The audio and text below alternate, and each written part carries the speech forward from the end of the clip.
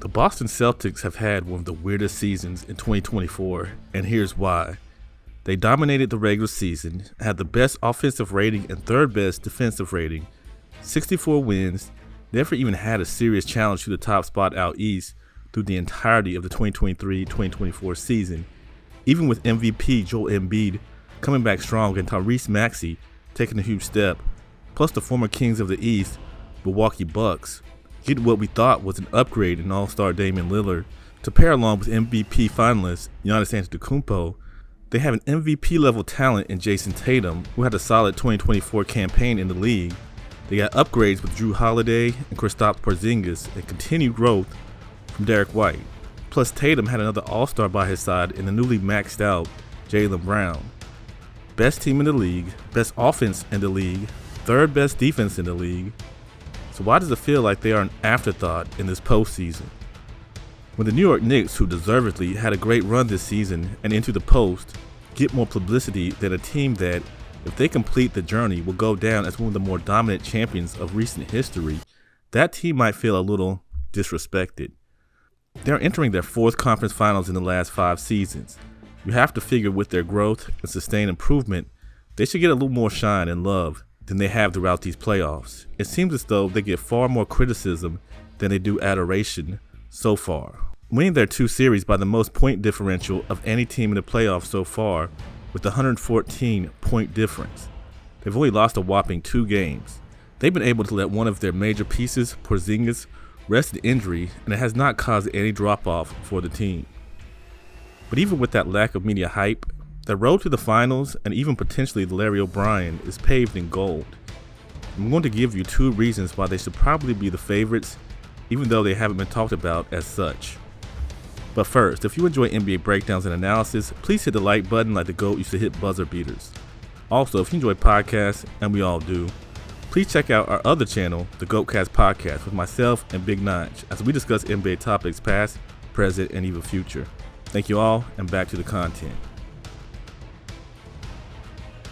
Maybe there's some truth to the phrase luck of the Irish, or in this instance, the luck of their logo being a 4-leaf clover and their mascot being a leprechaun named Lucky.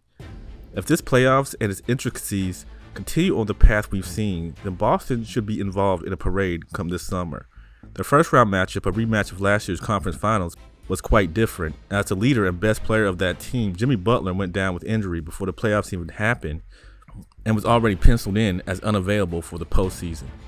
The 2 teams widely thought to be the only threats to send Boston fishing out east, the Milwaukee Bucks and Philadelphia Sixers, were also ravaged by injuries. Giannis being on the sidelines for the duration of the first round, which helped lead to them being ousted. Joel Embiid possibly, and in my opinion, coming back too soon from a knee injury, hobbled in the first round with the Knicks, but couldn't get the job done.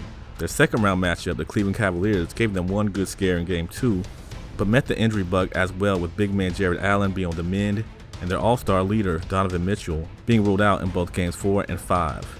And of course then, the remaining threat out east, or at least who we assumed to be a threat, the Knicks, had the injury bug crawl into the locker room as well. Julius Randle already out, but their best defender, OG Anunoby, goes down with a hamstring issue. Mitchell Robinson is taken out for the rest of the playoffs and season. Josh Hart gets banged up, and ultimately their new superstar, Jalen Brunson, breaks his wrist in Game 7 against the Pacers. Woof. That's a who's who of the Eastern Conference sitting at the urgent care. So now they'll duel with the 6th-seeded Indiana Pacers, a young, unproven Pacer team that has shown they will be a team to be reckoned with in a few years, but have also shown that the bright lights can get to them. As long as Boston plays their style of basketball, there's really nothing the Pacers do that should shift the balance. The only real issue is Boston at times will try to turn games into a 3-point shootout, and that will get them scorched against a great 3-point shooting team in the Indiana Pacers, who thrive on teams giving them the space to shoot. If I'm Rick Carlisle, I'm putting Tyrese Halliburton and Pascal Siakam in bubble wrap after each game to ensure health. Boston has been shooting 37.7% from 3 these playoffs, and Indiana 38.1%, so they're not completely overmatched there. And with defenders like Jrue Holiday, Tatum, and Brown, the young guns in Indiana are going to have a hard time getting in rhythm. Plus, with the crafty and smart veteran anchoring the big man side with Al Horford, he knows all the tricks to slow down Miles Turner. It just seems that the basketball gods are doing all the dirty work to assure a Boston Celtics finals return. I'm not going to be one of those that just completely bury another team, because any team able to climb the ladder to the conference finals is there for a reason. This Pacers squad just seems more 2021 Atlanta Hawks than last year's Miami Heat. But don't expect them to go down without a fight. The West is stacked. I kind of felt the East had risen to Western Conference levels earlier this year, but I was taken back down to earth once these playoffs started and we've seen the level of competition and greatness those teams provide. Why is this a reason that the Boston Celtics should be favorite to win it all though? Because as we've seen through the first two rounds, the West is a bloodbath.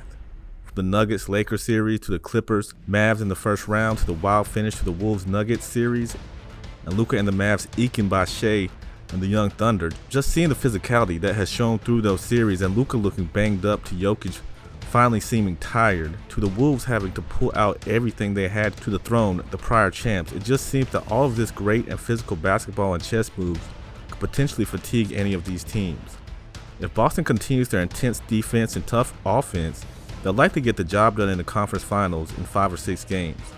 The Pacers are more of a run and gun style rather than a half-court rough you up, get into your face style that the Wolves are and some of the Mavs can be. So Boston shouldn't be too worn down if they do what they're supposed to do. Meanwhile, on the other side, the T-Wolves have to transition from a slugfest with the former champs, now facing another MVP level talent in Luka, who they beat 3 times to 1 this regular season. However, all those games came before their season-changing trades, bringing in PJ Washington and Daniel Gafford.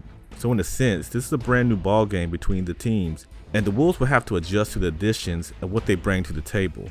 Anthony Edwards has truly been a special player throughout these playoffs, but as each round passes and the lights grow brighter, can he sustain that composure and poise?